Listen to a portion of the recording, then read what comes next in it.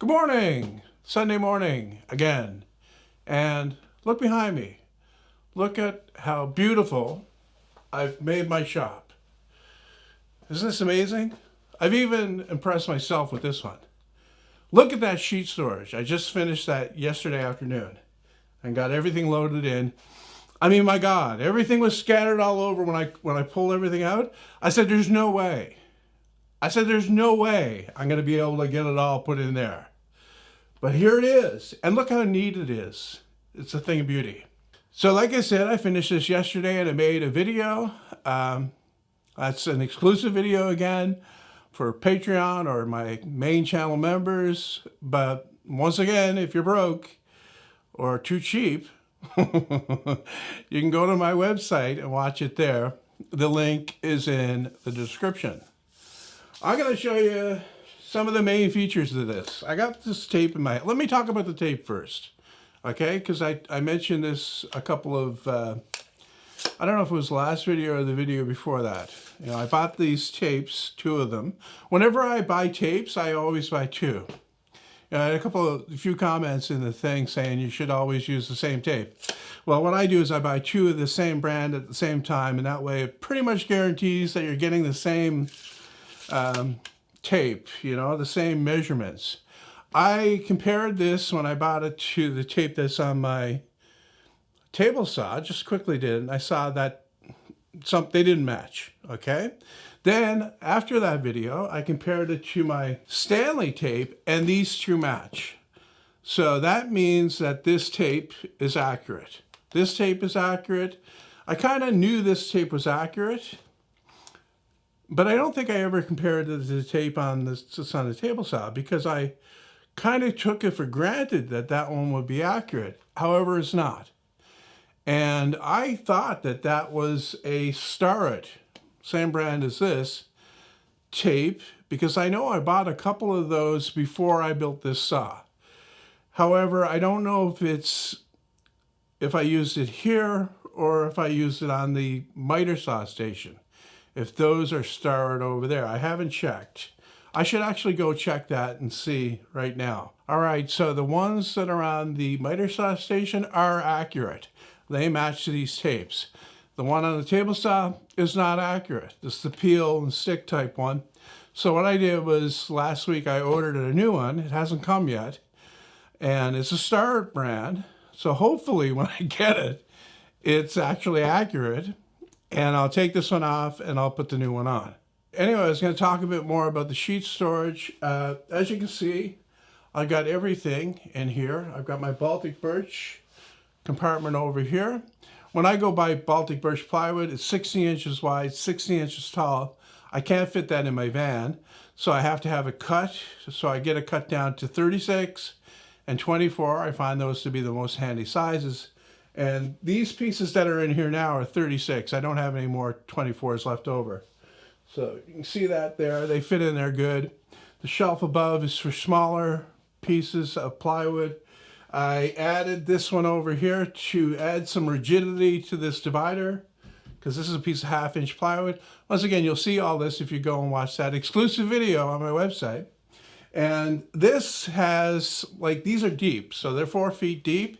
So I can put long, narrower strips of plywood in here. And I also got some narrower strips of solid wood up here just to keep them out of the way.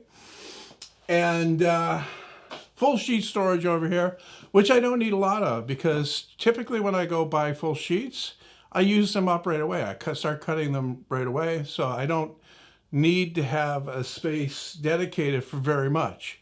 So I was able to crush this down in size, smaller than the space it was taking up before by about 4 inches. And adding this thing up on top allowed me to get the rolling cabinet here put in against this panel. So, you know, the back shelves are in there. And then I can roll it out when I need to get at it, which I'll do right now. You see? You see the mess? You see the mess I got in there? I actually cleaned off one shelf and I put it in other areas of the workshop to get, you know, to get it organized. so that I could put bigger stuff down on the bottom down there.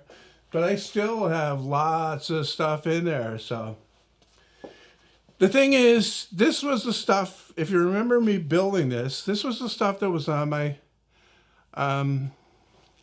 workbench at the time. And I couldn't use my workbench because it was full of clutter. And I took it all and I put it in here, knowing that I really don't need it now, but I eventually probably will. So it's in there, it's out of the way.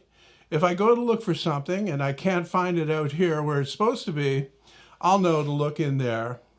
And occasionally, every once in a while, what I'll do is I'll pull this out and I'll try to reorganize some of it. You know, I won't go at it all at once. I'll do it a little piece at a time. So look at the space that I have here and how neat and tidy it looks. The cabinet is here. I can get at everything that's in the front. The other cabinet's here. I can access the drawers, which I finished loading up before I started doing all this. And then when I get this built, the door folds down. It comes out to about here to provide kind of a countertop to work on. And this will be the sharpening area, right? And then, you know, jig storage and miscellaneous stuff will go up on top. I think this is really good. I'm very enthusiastic for this new arrangement.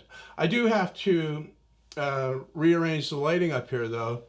Get a couple of the 24-inch strips and put them up here, and then move that one, or replace that one up there with two 24-inch strips that will go up here to better light this small area inside here. Also, I've got the option of building a cabinet that fits up on this side of this thing up here, right?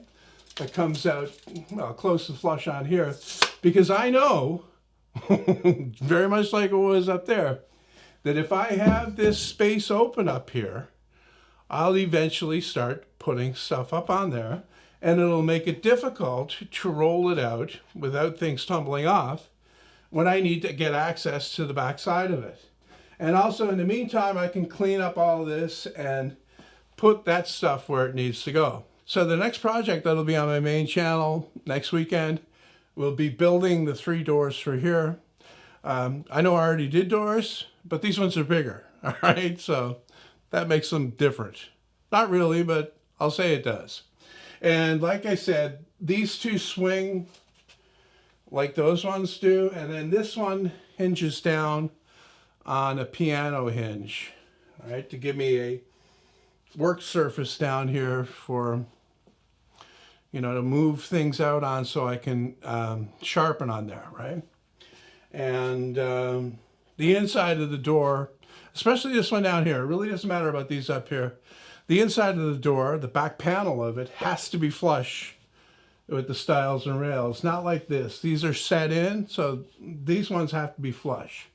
Right, so that means that this front panel, this center panel, will be further back from the front as well. So I may actually add some divider bars, you know, to kind of glitz it up a little bit, but I don't know. I'll wait and see. I'll cut them and put them in dry and see how they look.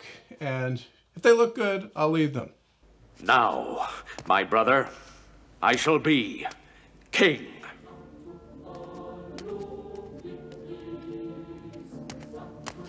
Guards, knights, squires, prepare for battle.